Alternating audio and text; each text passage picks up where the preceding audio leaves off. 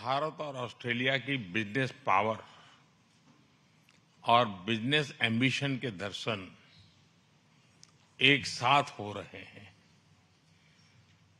आप सबकी यहां उपस्थिति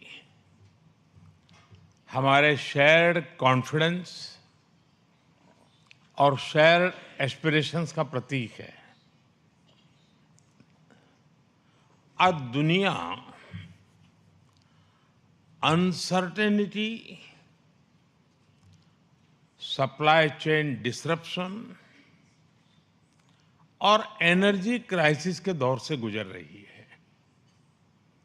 ऐसे समय में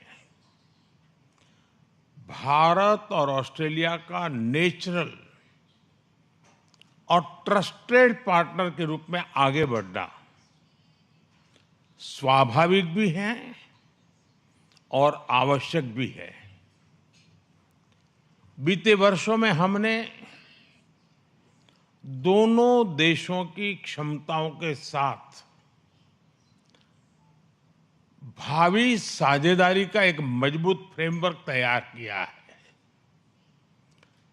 साल 2022 में रिकॉर्ड समय में किए गए एक्टा समझौते से हमारी आर्थिक साझेदारी और सशक्त हुई है।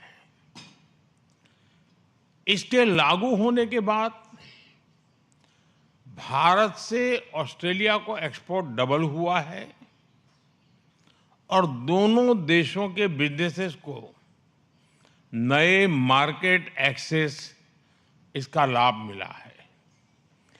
लेकिन हम यही नहीं रुके रहे। अब हम व्यापक सीका समझौता करने की तरफ आगे बढ़ रहे हैं। इन प्रयासों से दोनों देशों की सरकारों ने एक नया रनवे तैयार किया है। अब इस पर इन्वेस्टमेंट और इनोवेशन का विमान उड़ान भरने के लिए तैयार है और आप सभी को इसे नई ऊंचाई पर ले जाना है। फ्रेंड्स, यहां क्लीन एनर्जी से जुड़ी कई कंपनियां उपस्थित है।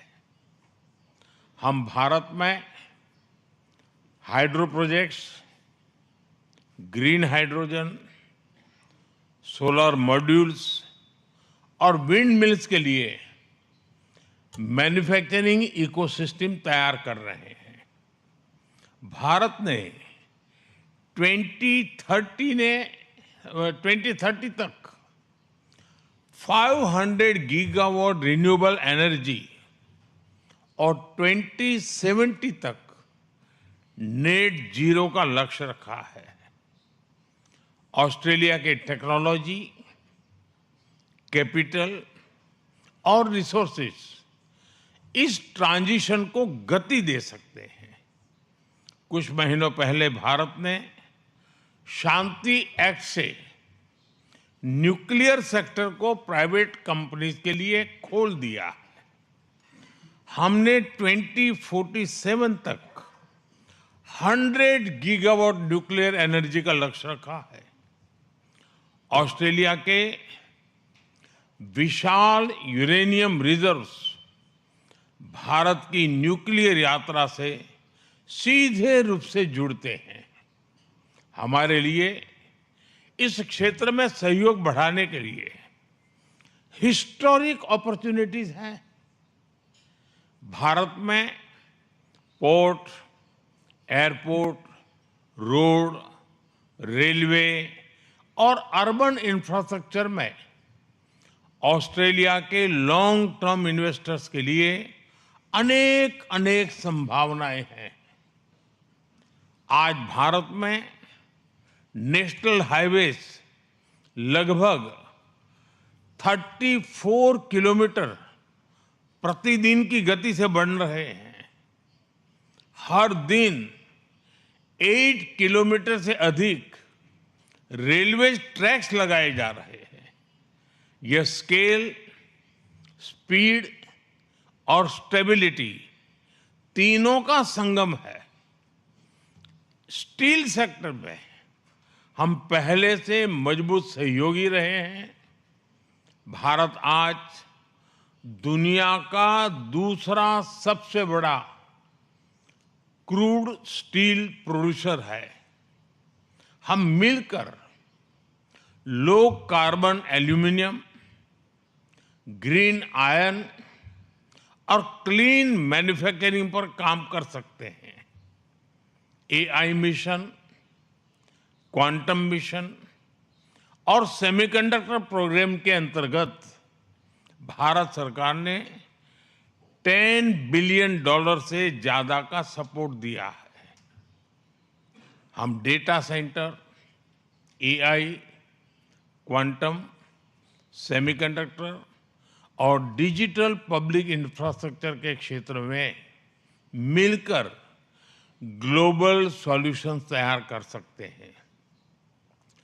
ऑस्ट्रेलिया के पेंशन फंड्स आज $4 ट्रिलियन से अधिक एसेट्स मैनेज करते हैं।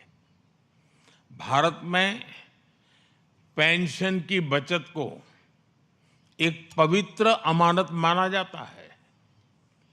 हम इसे केवल कैपिटल नहीं, करोड़ों करोड़ों परिवारों का ट्रस्ट मानते हैं। भारत आपके फंड्स को सेफ, स्टेबल और सस्टेनेबल ग्रोथ का अवसर देता है। हमारा प्रयास रहेगा कि आपका ट्रस्ट भी बढ़े और आपका कैपिटल भी बढ़े। एजुकेशन और स्किल्स में दोनों देशों के बीच नेचुरल सिनर्जी है।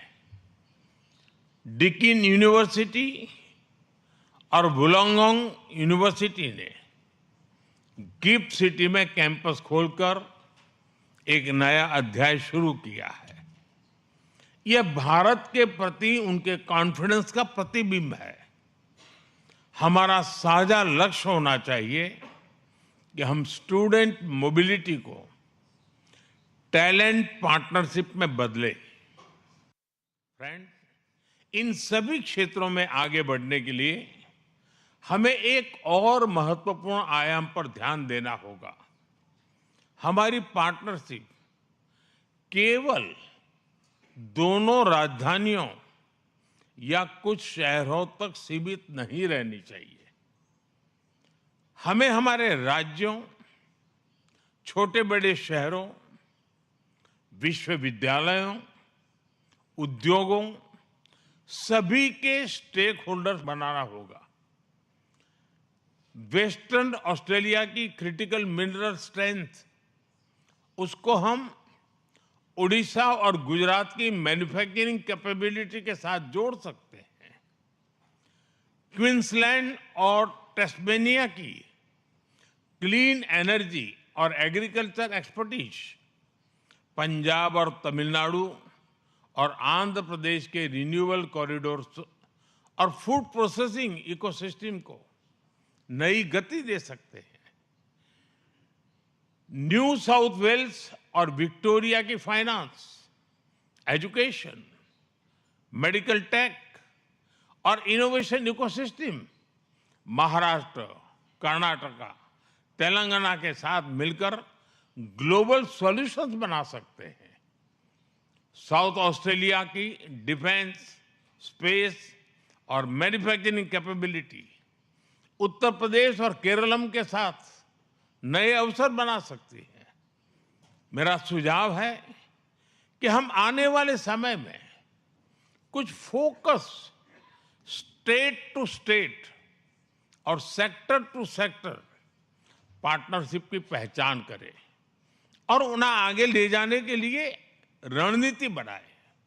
फ्रेंड्स, लोकतांत्रिक मूल्यों और इंडो पैसिफिक साझा विजन के आधार पर हमारे बीच गहरा स्ट्रेटेजिक कन्वर्जेंस बना है।